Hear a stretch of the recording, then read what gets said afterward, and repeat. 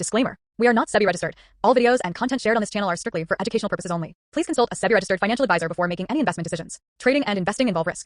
This is not financial advice. Hello friends, എല്ലാ കൂട്ടുകാർക്കും എസ്.കെ trading സോണിലേക്ക് സ്വാഗതം. നമ്മളെല്ലാ ദിവസവും അനലൈസ് ചെയ്യുന്ന പോലെ നിഫ്റ്റി, സ്മോൾ ക്യാപ്പ്, അതുപോലെ ഒന്ന് രണ്ട് സ്റ്റോക്കുകളുടെ ചാർട്ടും കൂടി നമുക്കൊന്ന് അനലൈസ് ചെയ്യാം. ആദ്യം തന്നെ നമുക്ക് നിഫ്റ്റിയുടെ ചാർട്ടിലോട്ട് വരാം. നിഫ്റ്റി ഇന്ന് ഒരു 135 പോയിന്റ് റാലിയാണ് നമുക്കിന്ന് നിഫ്റ്റിയിൽ ഉണ്ടായിരുന്നത്. അതുപോലെ തന്നെ ഇന്ന് ബാങ്ക് നിഫ്റ്റി ആണെങ്കിൽ ചെറുതായിട്ടൊന്ന് ഒരു മൂവ്മെൻറ്റ് കാണിച്ചു, ഒരു 400 പോയിന്റിൻ്റെ മുകളിൽ. നമുക്ക് നിഫ്റ്റിയുടെ ചാർട്ടിലോട്ട് പോവാം. നിഫ്റ്റി ചാർട്ടിലോട്ട് വന്നു കഴിഞ്ഞാൽ നമ്മൾ പറഞ്ഞു വെച്ച ആ റേഞ്ചിൻ്റെ ഉള്ളിൽ തന്നെയാണ് ഇപ്പോൾ നിഫ്റ്റി ട്രേഡ് ചെയ്യുന്നത്. നമുക്ക് നല്ലൊരു ബിഗ് മൂവ്മെൻറ്റ് വരണമെന്നുണ്ടെങ്കിൽ 25,200 ഒക്കെ മുകളിലോട്ട് പോയാലാണ് നമുക്ക് വലിയൊരു മൂവ്മെൻറ്റ് നമുക്ക് നിഫ്റ്റിയിൽ പ്രതീക്ഷിക്കാൻ പറ്റുള്ളൂ. എന്തായാലും കുഴപ്പമില്ല, നമുക്കൊരു ആ റേഞ്ച് സപ്പോർട്ട് എടുത്തു. നമ്മൾ പറഞ്ഞു വിചാരിച്ച പോലെ തന്നെ നമ്മുടെ ഇൻഡെക്സ് മൂവ് ചെയ്യുന്നുണ്ട്. നമുക്ക് സ്മോൾ ക്യാപ്പിൻ്റെ ചാർട്ടിലോട്ട് പോവാം.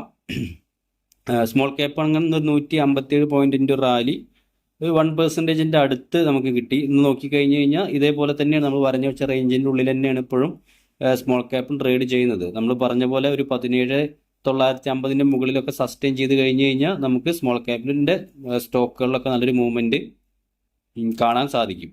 ഓക്കെ, അപ്പോൾ നമ്മൾ ഇന്നലെ 2 സ്റ്റോക്കുകൾ നമ്മൾ അനലൈസ് ചെയ്തിട്ടുണ്ടായിരുന്നു. അതിൽ താഴത്തെ ഒരു സ്റ്റോക്ക് GPI എന്ന് പറഞ്ഞ സ്റ്റോക്കാണ്, ഗോദാവരി പവർ. ഇന്നൊരു 3% ഒരു മൂവ്മെൻറ്റ് ഈ ഒരു സ്റ്റോക്കിൽ ഉണ്ടായിരുന്നു. പക്ഷെ നമ്മൾ പറഞ്ഞ റേഞ്ച് ഒരു 249 എബോവ് ഒക്കെ നമുക്ക് നോക്കാമെന്നാണ് പറഞ്ഞിട്ടുണ്ടായിരുന്നത്. പക്ഷേ ആ റേഞ്ചിലോട്ട് വന്നിട്ടില്ല. അപ്പോൾ നമുക്ക് സ്റ്റോക്കിൽ എൻട്രി കിട്ടിയിട്ടില്ല. നമ്മൾ പറഞ്ഞ പോലെ ഒരു എഡ്യൂക്കേഷൻ പർപ്പസിനാണ് വീഡിയോ. അപ്പോൾ എഡ്യൂക്കേഷൻ പർപ്പസിനായിട്ട് മാത്രം നിങ്ങൾ സ്റ്റോക്കുകൾ വാച്ച് ചെയ്യുക. അതുപോലെ രണ്ടാമത്തെ സ്റ്റോക്ക് മെഗാസോഫ്റ്റ് എന്ന് പറഞ്ഞൊരു സ്റ്റോക്കായിരുന്നു നമ്മൾ ഇന്നലെ പറഞ്ഞിട്ടുണ്ടായിരുന്നു. ഈ ഒരു സ്റ്റോക്കിൽ നിന്ന് നമ്മൾ UC അടിച്ചൊരു സ്റ്റോക്കാണ്. ഈ ഒരു സ്റ്റോക്കിൽ നിന്നൊരു UC അടിച്ചു. നമുക്കൊരു ഡെയിലി ചാർട്ട് എടുത്തു കഴിഞ്ഞ് കഴിഞ്ഞാൽ വേണ്ട, നമ്മൾ പറഞ്ഞ റേഞ്ചാണ് 137 എബോ. കാരണം നല്ലൊരു എൻട്രി ആളുകൾക്ക് കിട്ടിയിട്ടുണ്ടാവും. ഇതിന് മേലേക്ക് തന്നെ സ്റ്റോക്ക് മൂവ് ചെയ്തിട്ടുണ്ട്. ഇന്നൊരു UC ആണ് ഈ ഒരു സ്റ്റോക്കിൽ. ഓക്കെ, അപ്പോൾ 2 സ്റ്റോക്കുകൾ അങ്ങനെയാണ്. അതുപോലെ നമുക്ക് നാളത്തേക്ക് വാച്ച് ചെയ്യാൻ പറ്റിയ 2 സ്റ്റോക്കുകൾ നോക്കാം. ഒരു റെക്കമെൻഡേഷൻ അല്ല, ജസ്റ്റ് അനലൈസ് ചെയ്യുകയാണ് സ്റ്റോക്കുകളെ. അപ്പോൾ നിങ്ങൾ നിങ്ങളുടെ രീതിയിലും കൂടി ഒന്ന് അനലൈസ് ചെയ്യാൻ ശ്രമിക്കുക. ഓക്കെ, നിങ്ങൾക്ക് വേണമെങ്കിൽ പേപ്പർ ട്രേഡ് ചെയ്യാവുന്നതാണ് നമ്മൾ പറയുന്ന പോലെ. ആദ്യത്തെ സ്റ്റോക്ക് ചാലറ്റ് ഹോട്ടലാണ്.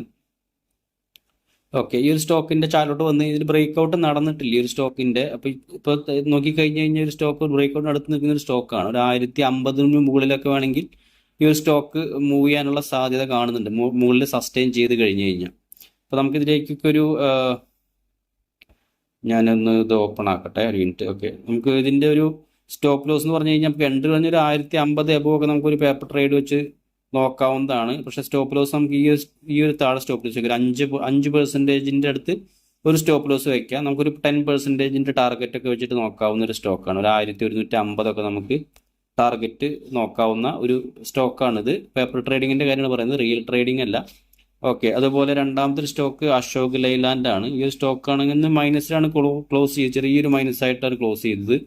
ഈ ഒരു സ്റ്റോക്ക് ഇതിൻ്റെ ഒരു ഓൾ ടൈം ഹൈ ബ്രേക്ക് ഔട്ടിന് അടുത്ത് നിൽക്കുന്ന ഒരു സ്റ്റോക്കാണ്. ഓൾറെഡി ബ്രേക്ക് ഔട്ട് നടന്നു, പക്ഷേ സസ്റ്റെയിൻ ചെയ്യേണ്ട സ്റ്റോക്ക് വീണ്ടും താഴത്തോട്ട് വന്നിട്ടുണ്ട്. അപ്പോൾ നമുക്ക് ഇതിലേക്കും വേണമെങ്കിൽ ഒരു ചെറിയൊരു എൻട്രി കൺസിഡർ ചെയ്യാവുന്നതാണ്, നമുക്ക് പറഞ്ഞ പോലെ.